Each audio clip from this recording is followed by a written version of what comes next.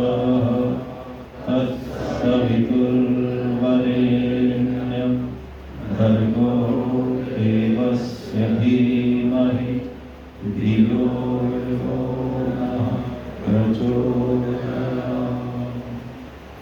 आदरणीय श्रद्धेय डॉक्टर श्री कृष्णपाल जी, आदरणीय डॉक्टर सुमित्रा जी, पद पर सम्मान्य श्री तुंगनाथ त्रिपाठी जी, आज के मुख्य यजमान दंपति श्रीमती सुधा मित्तल और श्री सतीश जी, समुपस्थित माताओं, देवी और सज्जनों, अभी हमने बहुत सुंदर विचारों को सुना।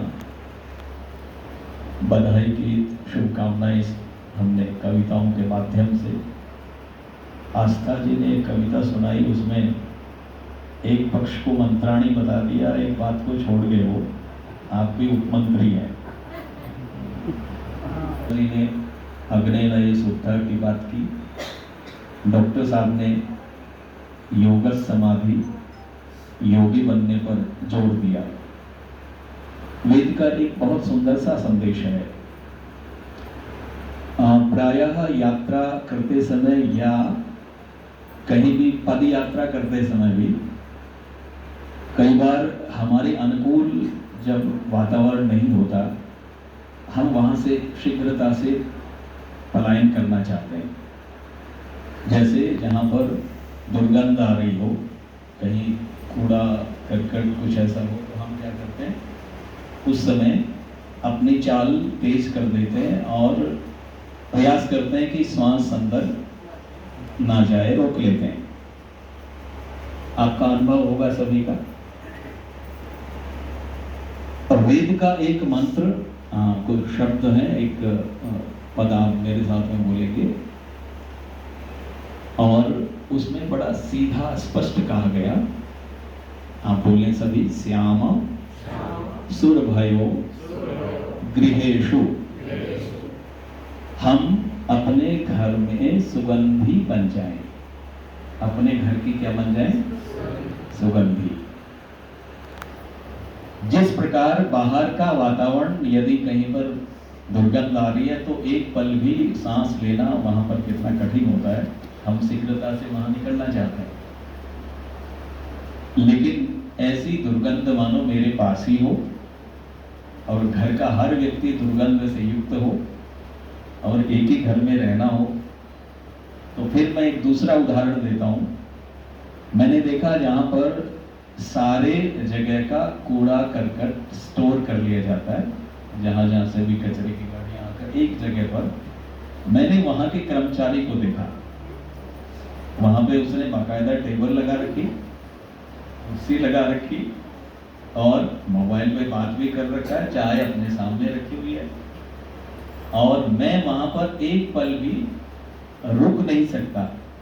लेकिन वह आदमी उसी वातावरण में इतना प्रसन्न है, उसी जगह पर बिल्कुल फिट है। अंतर करके बता रहा हूं आपको।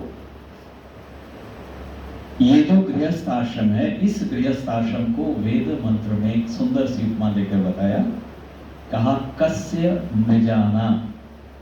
आपने छलनी देखी होगी, तो कहा ये जो गृहस्थ आश्रम है ये छलनी की तरह है। छलनी का प्रयोग किस लिए करते हैं? छानने के लिए। आपका ये गृहस्थ आश्रम आपको पवित्र बनाने के लिए है। यदि आप पवित्रता बनी हुई है, इसका मतलब हमने गृहस्थ का मतलब नहीं समझा। गृहस्थ आश्रम में सुपावन बने, आपकी दृष्टि केवल दृष्टि ना हो, सुदृष्टि हो। आपका श्रवण केवल श्रवण ना हो, सुश्रवण हो। आपका दर्शन केवल दर्शन नहीं हो, सुदर्शन हो। आपके अंदर ये पवित्रता गृहस्थ आश्रम में आए। इसलिए कहा कि आप सब घर में सुगंध का कारण बन जाएं, सुगंध आपके द्वारा हो। दुर्गंध क्या है? दुर्गंध का अभिप्राय क्या है? अभी योग दर्शन की बात सुन रहे थे, तो यदि योग से विपरीत अवस्था को प्राप्त हो रहे हैं तो यही क्या है? यही दुर्गंध है। यम नियमों को अगर आप ध्यान से देखें तो उसके अंदर सत्य, अहिंसा इत्यादि जो बातें कही गई, अगर हम इससे विपरीत आचरण कर रहे हैं तो यही हमारे जीवन का क्या है, यही दुर्गंध है। यदि असत्य आचरण कर रहे हैं तो क्या है, ये दुर्गंध है। लेकिन असत्य बोलते बोलते मैं इतना अभ्यासी हो गया हूं कि मुझे उस दुर्गंध का बिल्कुल भी आभास नहीं होता। मैं उस कूड़े करकट पर बैठे हुए ठेकेदार को देख रहा हूं कि वो जिस प्रकार बैठा हुआ है, मैं उसी में आनंद ले रहा हूं। इसी प्रकार मानसिक पवित्रता यदि हमारी ठीक नहीं है, मन की पवित्रता नहीं है, तो ये सारी क्या है, आपके दुर्गंध के कारण है। इस वाणी से फिर गीत, संगीत, प्रवचन आदि नहीं होता, बल्कि फिर चुगली, निंदा इत्यादि दोष आते हैं। यही मल है। तो वेद का मंत्र कहता है, कस्य मृजाना अतियंति रिप्रम आयुर दधाना न परतरम नमीय। यहां पर कहा गृहस्थ रूपी छलनी में छलते हुए नवीन आयु को और दीर्घ आयु को प्राप्त कर। इस गृहस्थ आश्रम में, इस गृहस्थ आश्रम रूपी छलनी में से छलकर नवीन और दीर्घ आयु को प्राप्त करते हुए आप्यायमाना, तृप्ति जिसको कहते हैं, आप्यायमाना प्रजया धनेन वा, जो मैंने आपसे बुलवाया था ऊपर, जिसमें मैंने कहा था श्याम सुरभयो गृहेषु, कि प्रजा से और धन से तृप्त होते हुए। ये जो गृहस्थ आश्रम है, आदरणीय बहन जी ने भी इस बात को छुआ था राय शब्द की व्याख्या करते हुए, कि आप प्रजा से और धन से तृप्त होते हुए क्या करें, घर की सुगंध का कारण बन जाए, यानी घर की सुगंधी आप हो जाएं। अब एक बात को समझेंगे, रिप्रम अतियंति तरम मल। रिप्र का मतलब यहां पर दोष। आपके जीवन के जो दोष हैं उनसे पार हो जाए, उनसे तर जाए, उस दुर्गंध वाले वातावरण से आप परे हट जाएं, उसको क्रॉस कर जाएं, बड़ी तीव्रता से आगे निकल जाएं। जैसे आपको व्यवहार में मैं देखता हूं कि गंदगी आपके स्वभाव में आपको पसंद ही नहीं है, आप तुरंत निकलना चाहेंगे, लेकिन हमने ये केवल बाहरी गंध को ही, दुर्गंध को ही छोड़ना पसंद किया, लेकिन जो आभ्यंतर दुर्गंध है उसके तो हम अभ्यासी हो गए हैं। झूठ बोलना, छल कपट इत्यादि कुछ भी करना, एक ही दुर्गंध से पूरा परिवार नष्ट हो सकता है। एक उदाहरण देता हूं आपको। एक बहुत रईस व्यक्ति, उसने एक नौकर की इच्छा की, एक सेवक की इच्छा की कि कोई अच्छा सा नौकर मिले। एक बढ़िया सा नौकर आया, दिखने में ठीक ठाक था। उससे पूछा गया कि तुम्हारे अंदर कोई ऐब तो नहीं है, कोई दोष तो नहीं है? मैं करता हूं थोड़ा। उसने कहा जी मेरे में कोई किसी प्रकार का दोष नहीं, जैसा चाहे वैसा मैं काम करूंगा, 24 घंटे मैं तैयार रहता हूं, बस एक थोड़ा सा दोष है मेरे में, चुगली करने का दोष है। रईस ने विचार किया कि आदमी तो इतना सारा काम का 24 घंटे काम करेगा और चुगली कोई खास दोष नहीं होता, तो इसको रख लेते हैं। और उसने अपने घर में रख लिया।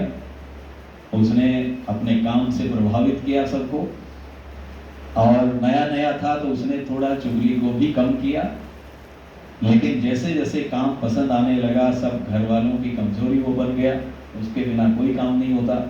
अब उसने अपना जो काम था उस पर वो आया, और एक दिन सेठ जी को सुबह चाय देते देते कहा कि सेठ जी आप कितने पागलपन में जी रहे हैं, सेठानी जो है वो तो आपसे कोई अटैचमेंट रखती नहीं है, वो तो अड़ोसी पड़ोसियों से ज्यादा संबंध रखती है, आप पर तो खाली बाहरी बाहरी। अच्छा ऐसी बात है, क्योंकि चाय देते समय, सेवा करते समय उसने एक भरोसा। अब सेठ थोड़ा सजग हो गया और उधर सेठानी के पास गया तो उसने वहां पर भी ऐसा ही बोला कि आप कितनी भोली भाली हैं, सेठ जी तो दूसरी महिला से संपर्क में है, आप सावधान हो जाएं। सेठानी ने भी देखा कि हाँ बात तो ठीक कह रहा है कि मेरे को समय ही कम देते हैं। अब धीरे धीरे ये बात रोजाना कोई न कोई बात, आज मैंने उसको यहाँ देखा था, सेठ जी के पास जाए तो सेठानी को मैंने आज उससे बात करते हुए देखा था। धीरे धीरे वो इतने ज्यादा उनको एक दूसरे के खिलाफ तैयार कर दिया। अब इस वातावरण में एक दिन उसने सेठ जी से कहा कि आज मैं आपको बताना चाहता हूं कि आज आपको मारने का प्लान कर रहे हैं। आपकी पत्नी आपको मारने की योजना बना रही है अपने प्रेमी के साथ। तो सेठ ने कहा अच्छा ऐसा है? तो कहा हाँ बिल्कुल, आप सावधान रहेंगे। उधर अपने सेठानी को जाकर उसने कहा कि अगर आप अपने पति को वश में करना चाहती हैं तो रात्रि जब सेठ जी सो जाएं तो कैंची लेकर उनके पीछे के बाल काट लेना। जैसे अभी बता रहे थे शनि दोष इत्यादि जो बातें बता रहे थे, ये सारे बातों में बहुत आसानी से आ जाते हैं। और उसने पत्नी ने इस विचार को कर लिया कि ठीक है, रात्रि जब सोएंगे मैं कैंची से बाल काटने के लिए तैयार हूं। उधर सेठ जी ने कहा कि आज मैं सोऊंगा नहीं, आज मैं सोने का नाटक करूंगा और देखता हूं कि मुझे पत्नी मारने के लिए आ रही है। तो उधर सेठानी ने समय देखा कि खराटे मान रहे थे, नाटक कर रहे थे सोने का सेठ जी, अपनी कैंची लेकर और बाल काटने के लिए जैसे पहुंची तो सेठ ने देख लिया कि हाँ ये मक्का मारने के लिए आ रही है। मैं निवेदन ये करना चाहता हूँ, हालांकि बात कहने का अभिप्राय यहाँ मेरा सीधा है, एक दुर्गंध के कारण पूरा परिवार जो उनका वर्तमान समय था वो पूरा का पूरा नष्ट हो गया। तो घर के अंदर अगर एक भी दुर्गंध है, चाहे वो झूठ बोलने की है, चाहे वो चुगली करने की है, और एक बहुत ही बड़ा दोष है जो बहुत प्रिय लगता है, आलस्य, प्रमाद। आलसी लोगों की संख्या बढ़ती जा रही है। मैं कई बार देखता हूँ घर के अंदर बेतरतीब लोगों की संख्या इतनी भरी है, जैसे शायद उन्होंने घर का प्रयोग इसी में सर्वाधिक किया।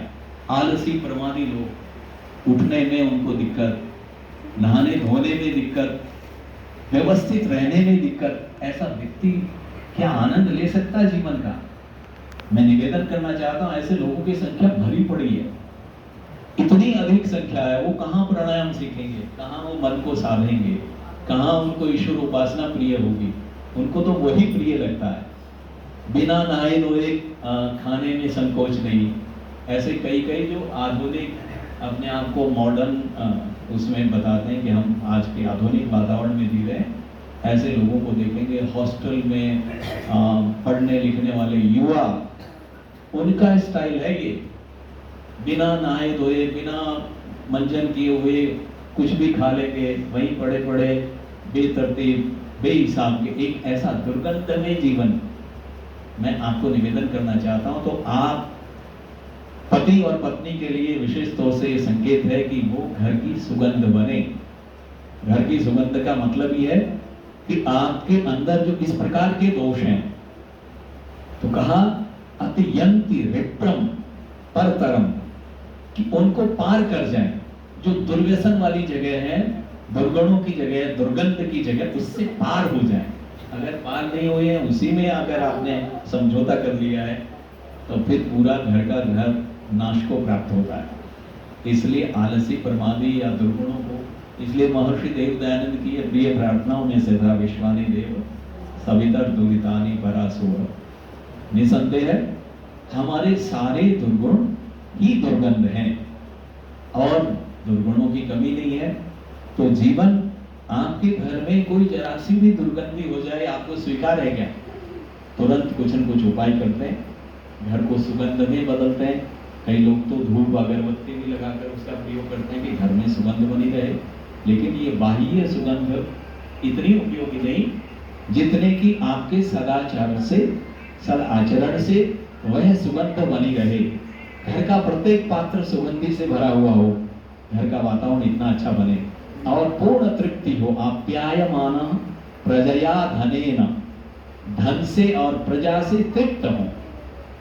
प्रजा से तृप्त होने का तात्पर्य सुसंतान हो, आज्ञाकारी संतान हो, घर के पति पत्नी आदि सब एक दूसरे की बात मानते हो, एक दूसरे को पसंद हो, एक दूसरे के बिना रह नहीं सकते हो। इतना ज्यादा विशेष नहीं होना चाहिए, लेकिन दिखने में आता है कि ऊपरी ऊपरी तरीके से पति पत्नी भी यदा कदा वैवाहिक वर्षगांठ आ गई, कोई पार्टी उत्सव, तो वहां तो ठीक ठाक नजर आते हैं, लेकिन बाकी फिर उनके अंदर अनबन ही नजर आती है। अभ्यंतर सतीश जी में और सुधा जी में तो ऐसा नहीं आता नजर, लेकिन व्यवहार में ज्यादातर लोगों को ऐसे ही दिखता है कि वो 36 का ही आंकड़ा होता है। वो कभी भी एक दूसरे पर विश्वास ही नहीं करते। पत्नी को पति पर विश्वास नहीं, क्योंकि सर्वाधिक एक दूसरे को जानते हैं, एक दूसरे की कमियों को जानते हैं। तो कहा नहीं इनके बस का ये काम कहाँ है, ऐसा पत्नी बोल देगी। पति से पूछेंगे तो कहा नहीं वो तो पागल है, उसको कहाँ आता है इतना, ऐसा बोलेंगे लगभग। तो कहा ये गृहस्थ रूपी छलनी है, इस छलनी में से आप छल कर और लंबी आयु को परतरम दधाना दीर्घम आयु, कि आप लंबी आयु को धारण करें और लंबी आयु के साथ नवीनता को भी धारण करें। ये प्रतिदिन नवीन है आपके लिए, जैसे आज नवीनता है ना, हम सब के लिए नवीनता है। आप अच्छे संकल्पों के साथ, अच्छी क्रियाओं के साथ, अच्छे ध्यान में, सुंदर संकल्पों में जब उठते हैं तो नया दिन होता है, नया सवेरा होता है, नवीनता है। कोई सड़ांत नहीं है, कोई दुर्गंध नहीं है, कोई ठहराव नहीं है, गतिशीलता है, निरंतर नवीनता। तो हर दिन आपके लिए नवीन हो, आपकी आयु में नवीनता हो, पुरानापन ना हो, ठहराव ना हो, सड़ांत ना हो, दुर्गंध ना हो, नवीनता हो, उत्साह, श्रद्धा, ये प्रकाष्ठा में हो, विशेषता में हो। ये चीजें आपके जीवन में आए तो किसी प्रकार की कोई कमी नहीं होगी और तृप्ति इतनी होनी चाहिए संतान से, क्रियाओं से, परिवार के सभी सदस्यों से। समाज में अगर आपने सेवा नहीं की तो तृप्ति कहाँ होगी? घर को आपने व्यवस्थित नहीं बनाया तो तृप्ति कैसे होगी? बारंबार कोसते रहेंगे हम, संतान बिगड़ गई, परिवार बिगड़ गया, सब कुछ बिगड़ गया, ऐसा ही बोलते रहेंगे। धन से भी तृप्ति होनी चाहिए। कई लोग ऐसे धन कमाने में इतने एक तरफ असंतुलन कर देंगे, शरीर बिगड़ा हुआ है और रोग 50 लग रहे हैं और धन कमाने में इतना। तो एक अभी बात हो रही थी हठ योग की, तो ऐसा हठी भी नहीं होना चाहिए कि एक तरफ धन कमा रहे और वही धन फिर आपकी बीमारियों में लग रहा है। यानी आपका आहार, आपका रहन सहन युक्त आहार विहार से ये बराबर होना चाहिए। ये व्यवस्थित संतुलित जीवन आपका होना चाहिए। तो 41वां वर्ष आपका आरंभ हो गया है और 41वें वर्ष में इतना व्यवस्थित जीवन जीने के सुंदर सुंदर संकल्प लें। भावी जीवन आपका बहुत सुंदर दिशा को प्राप्त हो। हालांकि आप पूर्व का जीवन भी अच्छा जीकर आए, लेकिन जो आत्मनिरीक्षण में कुछ त्रुटियां, कुछ दोष आपको नजर आए, उसको दुर्गंध समझकर उससे तीव्रता से पार कर दें। जैसे हमें दुर्गंध वाला वातावरण एक पल भी वहां रहना अच्छा नहीं लगता, हम वहां पर तो कहा यहाँ सांस लेना ही हमारे लिए दुभर है, ऐसा आपके मन में आने लग जाए, ये सही संकेत है और सुगंध वाला वातावरण आपका बन जाए। तो मैं आपके इस वैवाहिक वर्षगांठ के सुपावन दिवस पर आपके लिए हृदय से यही कामना करता हूँ और पुनः आप सबसे ये निवेदन करता हूँ, श्याम सुरभयो गृहेषु, कि आप सब घर की सुरभि बने, सुगंध बने, घर के अंदर सुगंध ही सुगंध फैलाएं। ऐसी ही मंगल कामनाओं के साथ ओम शांति।